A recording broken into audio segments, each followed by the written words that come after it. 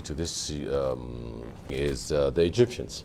And for a very long time, Egypt has been a beneficiary of the Nile. In fact, Egypt is the Nile. And I really believe that if you look at the figures, and if you look at the structure of the amount of water that's going to go through the dams and through the turbines, and what eventually ends up in Egypt. And I've looked at this closely for a time now. There's really not much of a difference. The contentious issues, Debal, are during periods of, say, drought, and what kind of guarantees Egypt has for getting sufficient amounts of water.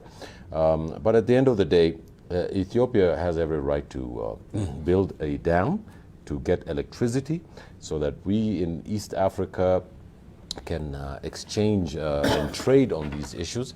Kenya can get Ethiopian electricity cheaply, and we can provide other things for Ethiopia.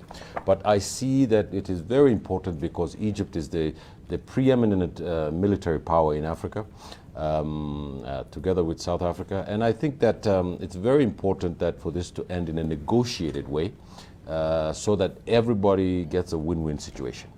I think Mr. Pompeo there is making sure to calm the Egyptian nerves, because the Egyptians are very, very, very nervous about this. Of course, you know, Debal, they have come here to Kenya many times to tell Kenyans to help intervene. The Egyptians have water scientists in Uganda. Here in Lake Victoria, they're there. So you can tell that it's a very serious issue. But I think what Mr. Pompeo Debal has not only gone there to do the dam. Debal, you know, in my culture we have a saying which says, or the upkadu. So Mr. Abiy is now a point man for the Americans in the region. And as you know, the other day in the AU summit, he put Mr. Farmajo and Mr. Bihi of Somaliland together. And this has caused a huge hullabaloo in the region, if everybody has been following this closely. Mr. Farmajo is supposed to visit Hargeisa, and you know that Somaliland has declared independence. Yesterday, the president of Somaliland flatly rejected it and said that he's not going to allow it. But Mr. Farmajo has done something very good, and that he has spoken about some of the truth and reconciliation issues that are now in Somalia, and he apologized to the northern region for the bombing of the bombing of Hargeisa in the last regime. Now, let's first of all underpin the fact that Egypt needs the Nile waters. Yeah. Nobody wants to kill Egypt because the moment you dry. Now, I went to Egypt last year, but December. I really felt for them. We went to Aswan, north. Yeah. I mean, the border with Sudan, yeah. And then came by sea, and you could see the many cruise ships that are on the side stuck in the mud because the Nile levels have gone down. It's receding, yes. Yeah, so many on the sidelines, and I really pitied the Egyptians and wondered, why can't we keep this water flowing so that at least this economy can go on? So Egypt is suffering. Obviously, the population is increasing, and not just their population, but neighbors coming to Egypt because of insecurity in the Middle East. So their own population and the population of the neighbors require a lot of feeding. So we cannot overstate the importance of the Nile and that fresh water for not only Egypt, but for the neighbors. And it is not a surprise, therefore, the single most important geopolitical issue is the Nile. And when an Egyptian became the Secretary General of the United Nations, Boutros Ghali, the greatest legacy in terms of thought is that the next war will not be about oil, it will be about water. Yeah. That's what he said. And you know, Anwar Sadat literally said that he's ready to go to war than to see the Nile dry out. So we need to take those issues a little bit seriously. But on the other hand, in Ethiopia, the Renaissance Dam is a nationalist issue. I was there when we were burying Meles, and the people, ordinary people, were chanting, Meles will finish the dam. Meles will finish the dam. That's the promise they were making to their dead hero.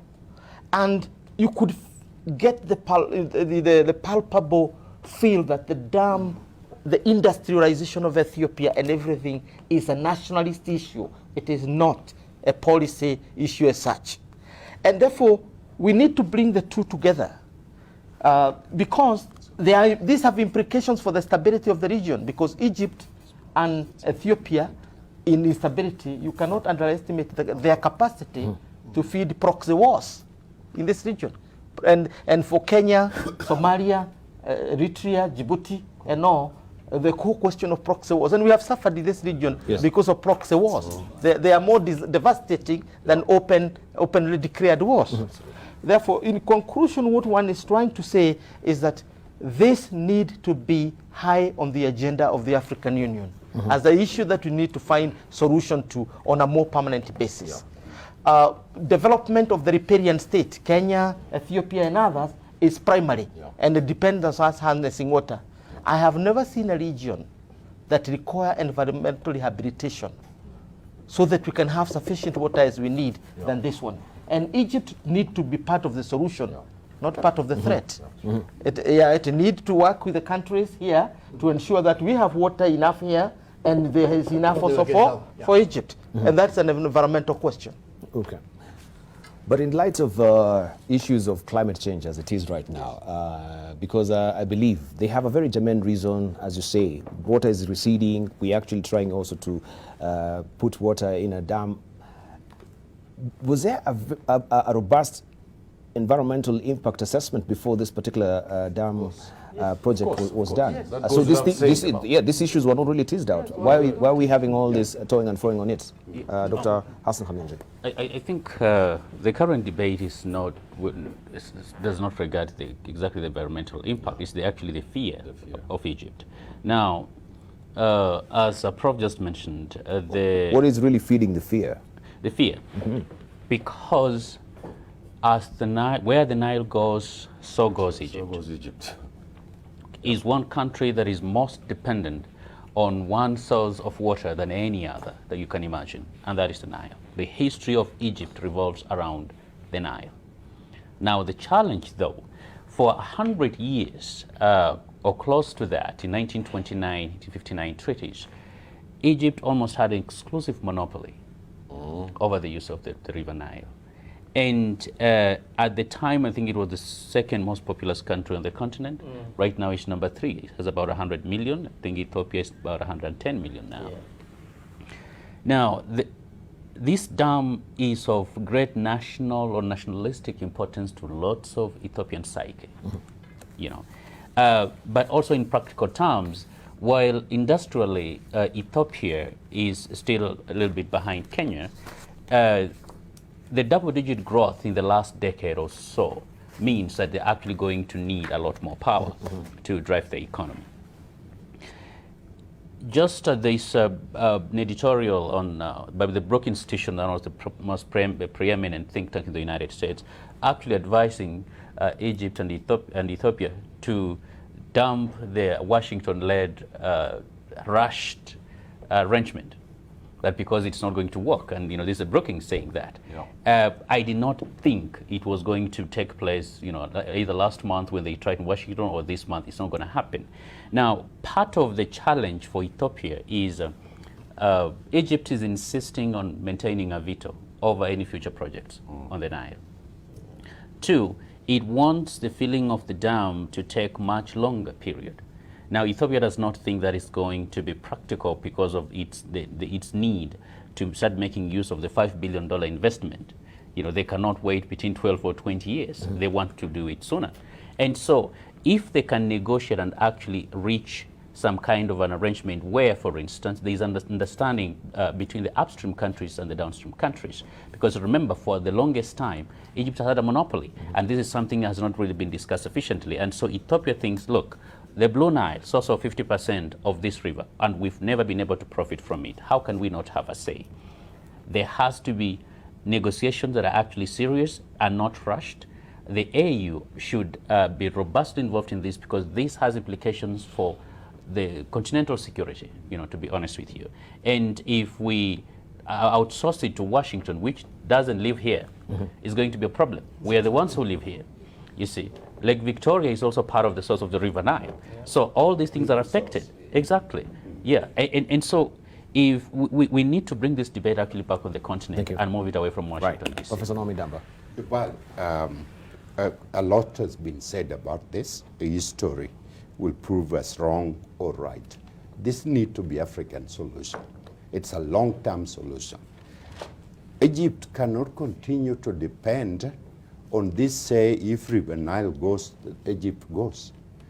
Israel has one of the largest desalination plant in the world, pumping water from the sea into Israel and feeding its population. Egypt must think differently, cannot stay in the box. And the point is, the source of this water is Lake Victoria. What about the Great Lakes countries? What about Kenya? What about Uganda? What about Sudan? What about Egypt, Ethiopia? So everybody needs to think a better way, a better solution of using this water rather than someone sitting and saying it is our right. Because there is no that such right. Mm-hmm. And so there must be a rational way of thinking beyond the British mandated or signature that was done. We are independent countries. Right. And water body is a shared resource, as it is, Dr. Mustafa. I think, Dibal, Egypt will need to look at many other alternatives besides River Nile, including desalination plants. Well, it's a good thing that, you know, huge reserves of gas, I think, have been discovered in Egypt, and they can use that a resource to build desalination plants. Saudi Arabia does the same, the United Arab Emirates, and many other countries that do not actually even have rivers. But having said this, River Nile still remains the major source of life. It's actually, if River Nile was to be, the flow of River Nile was to be reduced by, say, 25%, then that in itself can constitute an existential threat to Egypt at the moment. Now, in geostrategic terms, geopolitics, Egypt will need to really engage the upper riparian states, including those that are, you know, the Great Lakes region. Geostrategy is about shaping and being shaped. The problem here is that each and every country, particularly these two countries, Ethiopia and Egypt, each one wants to shape, does not want to be shaped. They need to agree on how best this is going to happen. And I think it's incumbent upon the Ethiopians that they actually reduce the number of, or rather they increase the number of years for which the dam is going to fill up in order not to dry up parts of the Nile Delta. But the core of these issues, Dibal, fundamentally, the issue of demography is something that Egypt has to address. The population is growing very fast, is very high, it's not sustainable. The other issue is, of course, the negotiation that is ongoing. This is an issue that should be dealt with by the Africa Union. I mean, having the United States coming here to help in dealing with these issues is an indictment to the AU. And it's best that the challenge of the Nile is addressed through platforms or processes that the Africa Union develops. Right. Thank you. Brigadier. Yeah, Diba, on this issue, very delicate and very sensitive in that Egypt has been very clear in terms of its options on interference on the Nile. And this builds on from history, way back in the last century when we had the Anglo-Egyptian Treaty. And then building in all the way into the riparian meetings which are held, I think, quite recently, 1999, and quite recently. And at this point, nothing came up in terms of the countries opposing or asking for a review. At one point, they asked for a review, but it didn't go very far. So in terms of the options for Egypt, in terms of what they should do, in terms of best way out, this should have been discussed maybe 20 years ago when we got to independence. That was the time to have discussed Egypt taking different options. She has sat quiet all along. She has maintained that position very well. She has said she will not take any nonsense on this, and she's ready for action if need be. So really, in terms of a way forward, very complicated. I agree the AU must come in. We must engage fully all the riparian states. I'm surprised we got this far without having addressed it at the early years when it was still young. It's gone very far now. It becomes very complicated. I also agree in terms of the African Union coming in an African solution would be the best way to address, not forgetting also the element of international partners, because at the end of the day, it's give and take for both of them, which will not be easy and will be very hard to resolve. Right. Even as we're winding up, I think we were also primed to actually discuss the AU summit resolutions that we just had, the 33rd AU summit. But it's a good point.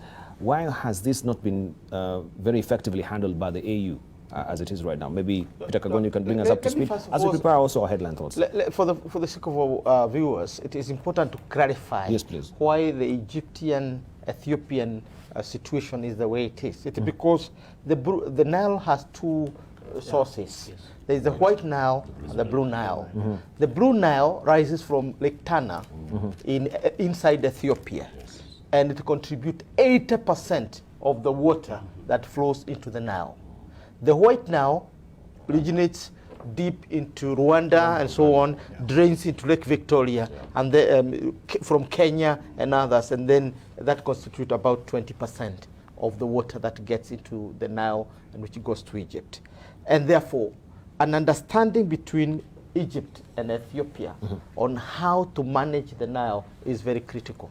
That's one. Second, obviously, for the larger region, there is the so-called Nile Basin Initiative, which is brokered by the African Union, the East African communities, and others. So there is already an existing regional mechanism to deal with this. And I think Egypt needs to be active in this, because it's the only framework within which this situation can amicably and without a lot of this acrimony be dealt with. And the other thing is, I have lived in Ethiopia. Yes, and I have lived in Kenya. Part of the problem of the so-called the underground water table going down is because of the afforestation processes in Ethiopia, because the imperial Ethiopia planted the entire country with eucalyptus. All their trees are eucalyptus. It is true. The entire country is planted with eucalyptus. Our Kenyan experience has told us that the water table will go down. In my village, we cut most of the eucalyptus trees. And a river that we were seeing was seasonal is now flowing throughout. After we did that. Abiy has planted 350 million trees this year. I hope they are not eucalyptus. but he has planted 300 million trees, because that's going to be counterproductive. Thank you. So let's do afforestation. Right. Headline thoughts, 10 seconds. I want to highlight that Mr. Abiy wanted to land in Hargeisa with Mr. Farmajo, and the president of Somaliland and his National Assembly said no. But I think that's a huge step right now in the Somali peace process. I think a big wall has been brought down, and I think sooner or later these visits will start occurring, and that is in the interest of the Republic of Kenya, a stable, united system in Somalia that takes care of its own security is in our own national security. Right. Dr. Mustafa? Yeah, I think so too. Yeah, it's very important to have a Somali federal government that is stable, that is united, and is able to deal with Al-Shabaab fairly and squarely. It's in the interest of Kenya. Okay. Brigadier General? Yes, definitely a stable Somalia, a stable region is really important for all of us, and we should really work towards building that. Thank you. Right, thank you. Dr. Mustafa. Dr. Hassan. Yeah, there is a Kenyan, I think, university lecturer who's been fired for plagiarizing a Nigerian PhD.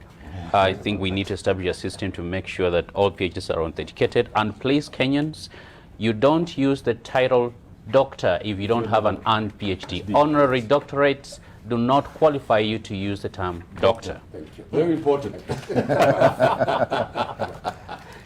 All right, Professor Naomi Damba. The future of this country of Kenya belongs to every one of us, and every one of us must give it 100%. We must stop corruption so that we can stop borrowing more money, and that is the responsibility of every Kenyan. All right, we had from Brigadier? Did we? Yes. Peter Koganja? Everyone. I just want to reiterate what my colleague has said, that if you don't have a PhD and an honorary doctorate cannot warrant you to call yourself a doctor. Thank you. And Kenyans should be reminded that way. Even if you have 20 honorary doctorates, those are just awards. They are not earned. And it's criminal. And it's criminal, by the way. And maybe our friend, what is this thing, Okia Mtata, should go to court to question this and purge all those fellows. Okia Mtata, where are you? Just to interrupt, I forgot to say something about the Kenya Armed Forces and the dignified way in which they helped the late president. Yes. I want to say kudos to the forces of this country. They made us proud. They showed us what dignified things are, and they've always been professional. And I think we should give a round of applause to the defense forces of this country. Right, thank you. And to Kenyan people. And to the Kenyan people as well. Thank you very much for your